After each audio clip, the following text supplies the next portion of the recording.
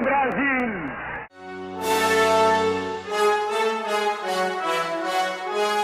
O cinema produzido pelo Ministério da Educação e Saúde e o cinema produzido pelo Departamento de Imprensa e Propaganda.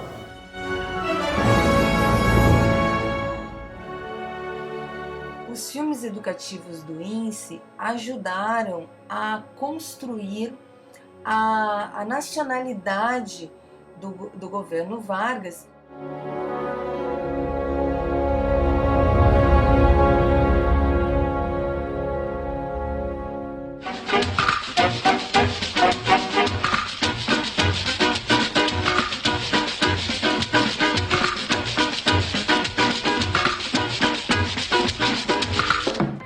Na praia do Russell, realizou-se a festa da bandeira com grande imponência. Comparecendo a esta solenidade cívica, os senhores presidentes da República, ministros de Estado, corpo diplomático e altas autoridades civis e militares. Sua Excelência, o presidente Getúlio Vargas, chega ao campo do Russell para assistir à solenidade. Então a gente pode dizer que as políticas nacionalistas do governo Vargas têm início principalmente por causa do chamado golpe comunista ou intentona comunista que ocorreu em novembro de 1935 e, tentando explicar resumidamente o que foi, a intentona comunista foi uma tentativa de golpe contra o presidente Getúlio Vargas e, no lugar do Vargas, com esse golpe, se estabeleceria um regime socialista no Brasil. E, embora esse golpe, essa tentativa de derrubar o Vargas, não tenha tido um sucesso, teve alguns efeitos no governo Vargas. Um outro resultado, vamos dizer assim, desse golpe foi a tentativa de fazer com que a população amasse o Brasil para não tentar se trair o Brasil. E o governo Vargas vai perceber que a maneira de fazer isso seria a valorização de um passado histórico brasileiro, porque conhecendo o passado, o povo passaria a amar o Brasil e não pensaria em romper a estrutura que o governo Vargas tinha montado. O nacionalismo do Estado Novo estava baseado na valorização da natureza brasileira e das personalidades brasileiras. Aí a gente pode ver uma diferença importante entre o cinema produzido pelo Ministério da Educação e Saúde e o cinema produzido pelo Departamento de Imprensa e Propaganda. Começando então do Ministério da Educação e Saúde. O MES vai ser criado em 1936 pelo Gustavo Capanema, por causa, na verdade, de um decreto anterior que o governo Vargas fez, de 1934, que passava a censura dos filmes, deixavam de pertencer ao Ministério da Educação e Saúde e passavam a ser agora a obrigação do Ministério da Justiça. O Capanema, obviamente, não gostou nada disso. O DIP, na realidade, ele é um sucessor de outros órgãos que foram criados desde o início dos anos 30 com esse objetivo de propaganda, né? Trabalhando com a difusão, principalmente do rádio, mas também com a difusão através do cinema, da produção cinematográfica. Então, o primeiro órgão que é criado já em 31, né? Assim que o Vargas assume o governo, ele assume o governo em outubro de 30, é o governo provisório. Em 31 é criado um departamento oficial de publicidade. É interessante isso, pelo nome, publicidade, né? Um nome da época, assim, que você tem uma ideia diferente, né? Do que a publicidade vai ganhar a partir dos anos 70, né? Então, esse DOP, ele vai funcionar até 34, quando é criado o Departamento de Propaganda e Difusão Cultural, já no governo constitucional do Vargas. E o Lorival Fontes, né, ele assume o DPDC, tá? E vai ficar até virar o DIP, né? O DPDC se transforma no Departamento Nacional de Propaganda em 38, início de 38, logo após a proclamação do Estado Novo, né? Dezembro de 37, a Constituição que dá origem ao Estado Novo, né? E 38 de janeiro ele vira Departamento Nacional de Propaganda. E dezembro de 39 vai virar o DIP, Departamento de Imprensa e Propaganda. O Capanema, então, vai propor a criação de uma instituição de cinema mais ligado às características da pasta que ele tinha, que é da educação. O Vargas acaba concordando com isso Então o Capanema cria, em 1936, o INSE, que é o Instituto Nacional do Cinema Educativo, e esse órgão vai tratar então especificamente de produzir filmes voltados para as escolas. E no momento em que o DIP é criado, inclusive há uma rusga entre as duas instituições, não é? O Lourival Fontes e o próprio e as pessoas envoltas, enfim, com a ação do DIP, elas quiseram extinguir o INSE porque viam no INSE um concorrente. E aí, depois de muita discussão, tem cartas, enfim, que o Roquete Pinto diz que a finalidade do INSE é diferente da finalidade do DIP, enfim, ele precisou justificar, mas a partir de 40 as coisas se acalmam e cada um fica mais ou menos dentro do seu campo. Qual é a grande diferença entre um e outro? O DIP, a produção do DIP, vai se concentrar muito na propaganda, enquanto que o INSE vai procurar produzir filmes que sirvam para a educação, né? Humberto Mauro que vai dar a tônica dessa diferença, porque ele traz uma preocupação com a questão da identidade nacional, da cultura brasileira, da cultura popular. O diretor do Instituto Nacional de Cinema Educativo era Roquete Pinto, um intelectual muito importante na época. Roquete Pinto era médico e, ao mesmo tempo, era um homem muito preocupado com a educação do povo brasileiro. E Roquete Pinto chamou para trabalhar com ele, como diretor cinematográfico, Humberto Mauro. Humberto Mauro, na época, era um dos diretores brasileiros mais importantes, tinha feito vários filmes valorizando a natureza e o povo brasileiro. As personalidades históricas despertavam um orgulho nacional, como foi o caso do Machado de Assis. No filme sobre o Machado de Assis, produzido pelo INSE, Roquete Pinto, que era o narrador, faz questão de evidenciar a genialidade deste autor e, principalmente, a sua produção literária, né? Isso fazia com que as pessoas se sentissem orgulhosas de ter no Brasil um escritor tão importante. Por outro lado, eles valorizam a personalidade trabalhadora de Machado de Assis. No Morro do Livramento e na Academia Brasileira estão os dois polos da vida admirável do grande escritor. Foram seus pais Francisco José de Assis, operário pintor de casas, e Maria Leopoldina Machado de Assis, que auxiliava o marido trabalhando no serviço doméstico do senhorio. Baleiro, coroinha, tipógrafo, revisor de provas, jornalista, funcionário público, tudo isso ele foi sucessivamente. Os filmes educativos do INSE ajudaram a construir a nacionalidade do governo Vargas e também ajudaram a divulgar o projeto de educação e de nação que desenvolvia o Estado Novo. O cinema brasileiro sempre foi uma atividade marginal, nunca se constituiu economicamente como um setor fortalecido do ponto de vista da produção mesmo de filmes. Quando se cria o INSE, você cria uma estrutura de produção mínima, não é? Com um montador, diretor, técnico de som, montador, enfim, uma equipe técnica mínima, laboratórios, enfim, que permitem o mínimo de continuidade na produção. Tanto o DIP quanto o INSE, eles vão ter uma aparelhagem técnica muito desenvolvida, muito moderna, né? Quando a missão americana vem aqui ao Brasil, o Orson Welles, o Walt Disney, eles ficam maravilhados com a capacidade, a potencialidade técnica que o DIP tem, que o INSE tem. Então, realmente isso é um aspecto muito positivo, dessa, diríamos assim, de uma formação de uma mão de obra qualificada na área técnica da produção de cinema no nosso país. Mas, por outro lado, é um aspecto negativo. Enquanto o DIP produziu muito, particularmente os cinejornais, ele vai atrofiar a produção particular, né? Então, os particulares ficam cada vez mais nas mãos do Estado, para poder veicular a sua produção. Alguns filmes produzidos pelo INSE chegaram a extrapolar o campo das escolas, ou seja, eles conseguiram ser também passados em salas de cinema. Então a gente pode dizer que isso, o diretor do Instituto estimulava isso porque isso trazia também mais uma renda para o INSE. Afinal, o INSE dispunha de pouco dinheiro para investir na produção de filmes.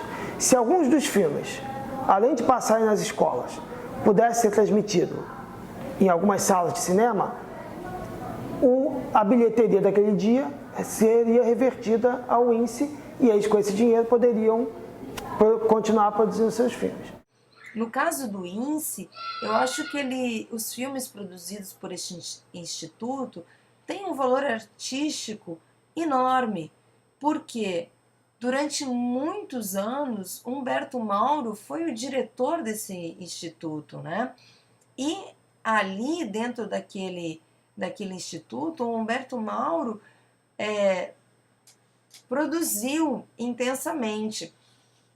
E Humberto Mauro, ele tem uma característica muito particular. Ele é um diretor em que a natureza, o campo e a música estão sempre presentes. Então, esses filmes têm um valor artístico, cinematográfico muito grande.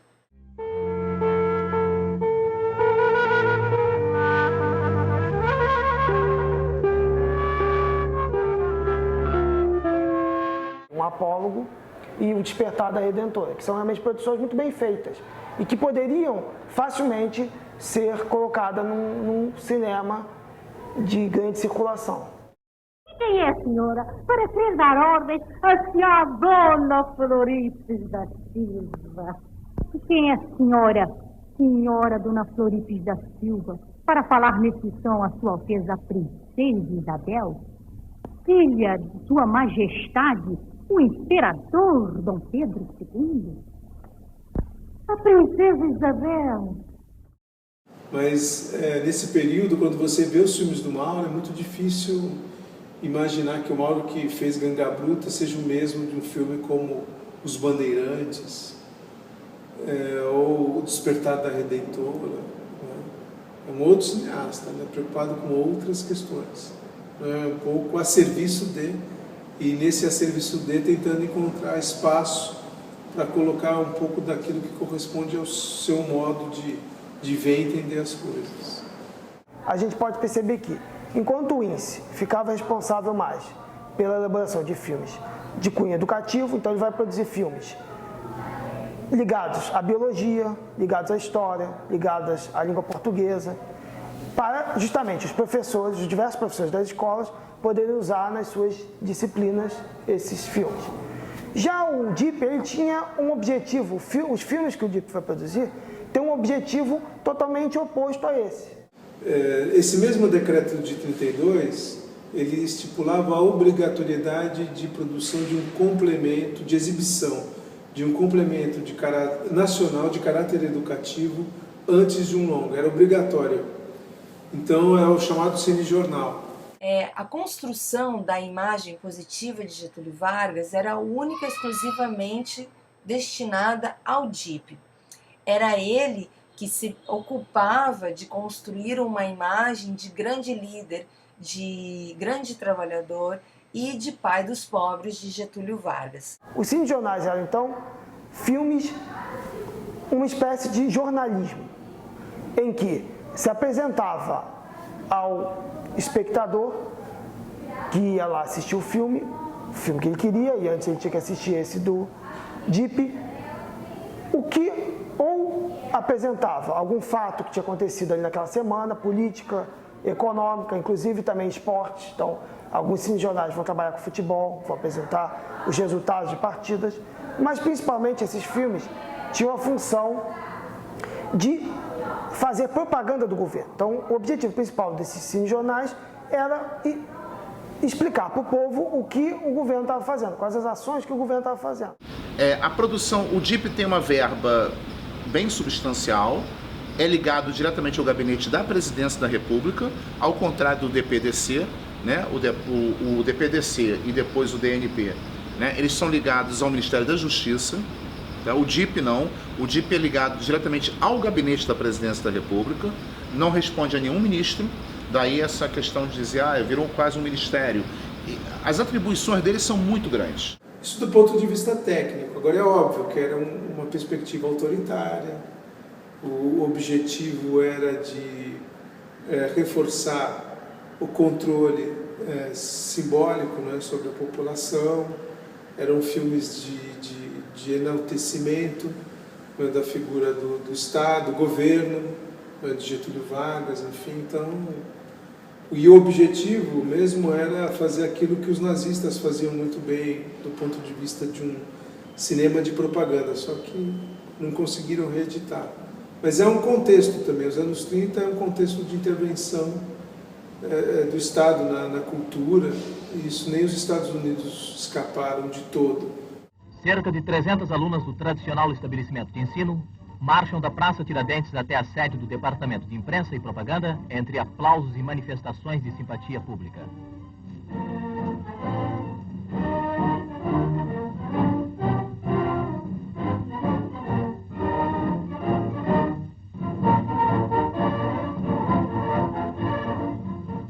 A mocidade, atendendo aos apelos do presidente Getúlio Vargas, está hoje, mais do que nunca, integrada nos destinos da pátria. O governo, dando orientação sistemática à juventude, proporciona-lhe assim responsabilidades, direitos e sagrados deveres para com a pátria. Hoje, o jovem personalidade maior e, ao mesmo tempo, a noção de justiça e direito. Solenidade promovida no Departamento de Imprensa e Propaganda inicia-se no recinto do Palácio Tiradentes com a palavra do Ministro da Educação. A essa juventude dirigimos as nossas calorosas e efusivas saudações. Nela depositamos a nossa mais cálida esperança. Os intelectuais que formulam o projeto do DPDC, e depois do DNP e depois do DIP, né, são intelectuais que têm uma certa simpatia pelos regimes do nazifascismo europeus. É o cinema como propaganda, mas particularmente o cinema como a forja da identidade nacional. Então a postura do pessoal que vai ficar em torno do índice é uma postura mais liberal. Capanema protege esses setores liberais dentro do governo. Duas vertentes estão colocadas dentro do Estado Novo. Uma vertente um pouco liberal, né, que vê os Estados Unidos como um modelo, e uma vertente mais autoritária que vê como modelo a Itália fascista ou a Alemanha nazista. O lugar que as mídias sociais hoje ocupam, nos anos 10, 20, esse lugar era ocupado pelo cinema. Então você tem uma série de educadores muito preocupados com essa questão, não havia uma censura por idade, por exemplo, e muito preocupados, enfim, com os exemplos que o cinema dava, né? E como o cinema, no fundo, introduzia uma nova concepção de família, uma moral mais flexível, enfim, isso tudo os deixava muito inquietos, e eles vão começar, nos anos 20 mesmo, a advogar que a censura tivesse um caráter cultural. Qual é a questão do DIP?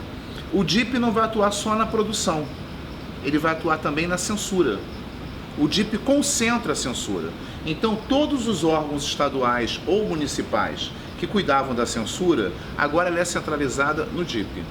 Tem um comentário engraçado de que o diretor de cinema do DIP diz que um dia eles foram filmar Getúlio Vargas numa janta.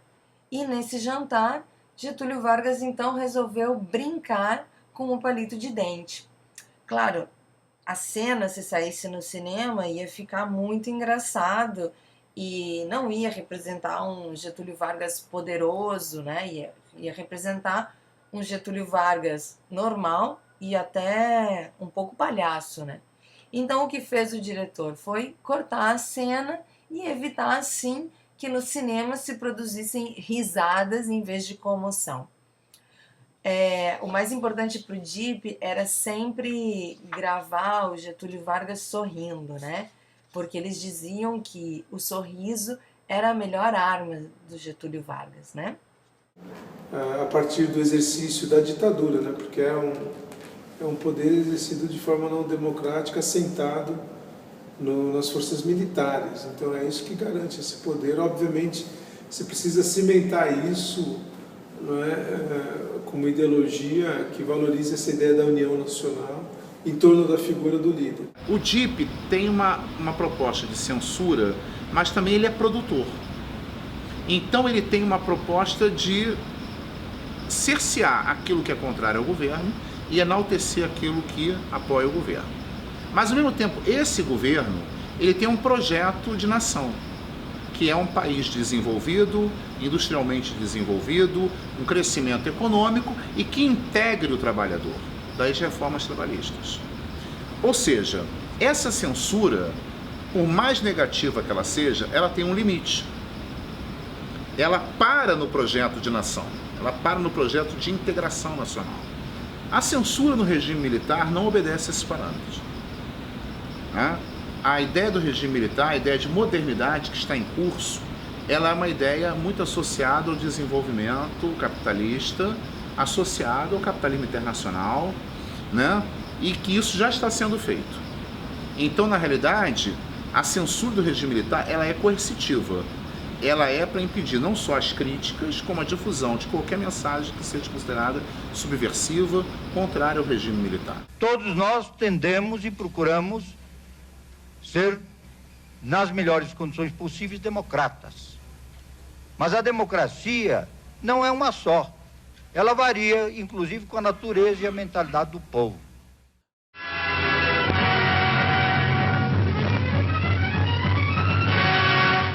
O Mauro, ele é uma figura que sofre um controle muito grande da produção. Por quê? Porque um dos princípios do INSE era a orientação dos intelectuais. Então, para além da questão da cultura oficial, de você viver num estado autoritário, enfim, existia a ideia de um saber correto a ser transmitido do ponto de vista científico. Não importa se o filme era sobre folclore, se era sobre física, se era sobre história. Então, sempre havia, um dos pressupostos dos filmes do INSE era a participação de intelectuais. Então, eles davam, e a perspectiva qual era? Mauro é um técnico que vai transformar em imagens aquilo que o intelectual diz, que é o correto. Então, o espaço, não é, efetivo para experimentação é muito pequeno. Então, eu vejo a entrada do Roquete Pinto e de outros intelectuais no Estado Novo com o objetivo de ver o seu projeto sendo realizado e não necessariamente de concordar com aquela política autoritária nacionalista de Getúlio Vargas.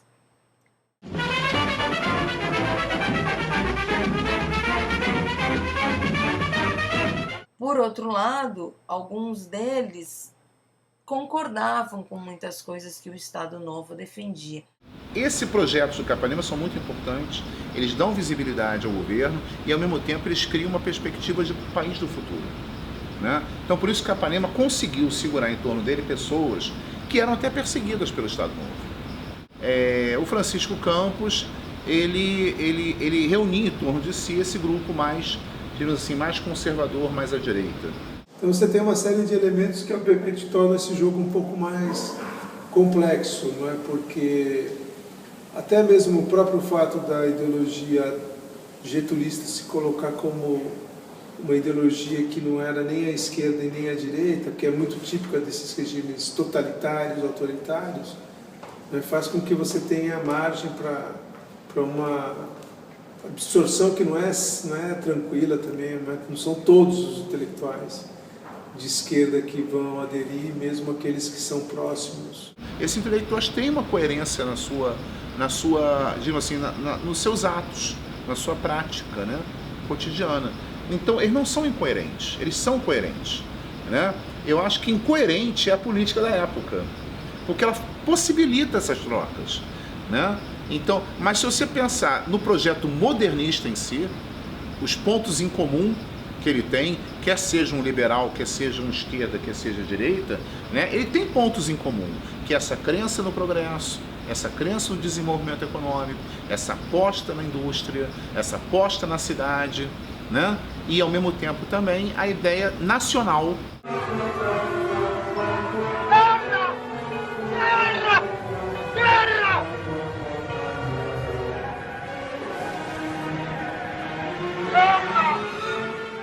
Mas também temos que perceber que o índice não alcançou tantas escolas assim. Eles pretendiam fazer isso. Mas podemos dizer que os filmes foram transmitidos aos alunos, principalmente nas escolas próximas, nos estados próximos aos do Rio de Janeiro. Então, teve um efeito importante nas escolas, mas lembrando que não atingiu a todas as escolas, principalmente em estados que ficavam mais afastados do Rio de Janeiro, que era a capital. A gente pode se perguntar, será que toda essa política nacionalista implementada pelo Vargas teve um efeito prático, ou seja, as pessoas de alguma forma absorveram aquilo e passaram a seguir o líder Vargas por causa de todas essas políticas de valorização do passado, da imagem do Vargas, que eram transmitidas em várias instâncias da vida da pessoa. Ela ia no cinema, de alguma maneira entrava em contato com filmes produzidos pelo Vargas. Nas ruas haviam estátuas do Vargas. A moeda tinha a cara do Vargas. Então, em parte, essas políticas tiveram um certo efeito, mas também não pode colocar essas políticas, dar a todas as políticas um poder tão grande. No caso do cinema, esses filmes não deram certo. Os filmes de caráter épico que o INSE, por exemplo, procurou fazer, eles não tiveram sucesso de público. Então eles não conseguiram deixar marcas profundas na memória popular. Agora é óbvio que do ponto de vista de uma construção de uma ideologia oficial em torno da história do Brasil, isso contribui ainda mais para fortalecer.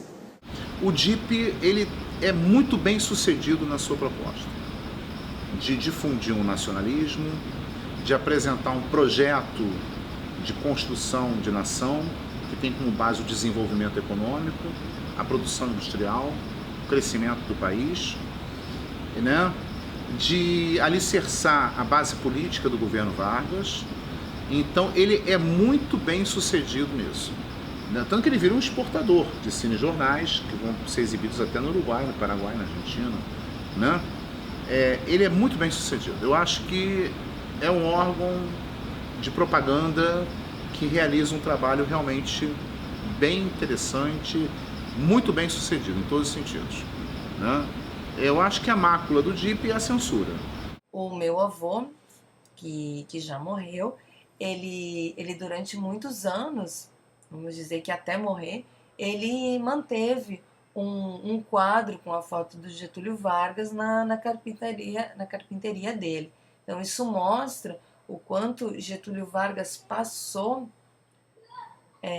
para a história como uma figura positiva e não como a imagem de um ditador cruel. Essa adesão, vamos dizer assim, ao governo Vargas, vem muito dessa relação do trabalho, como Vargas organizou o trabalho e que vai proteger o trabalhador. Ele faz isso mesmo.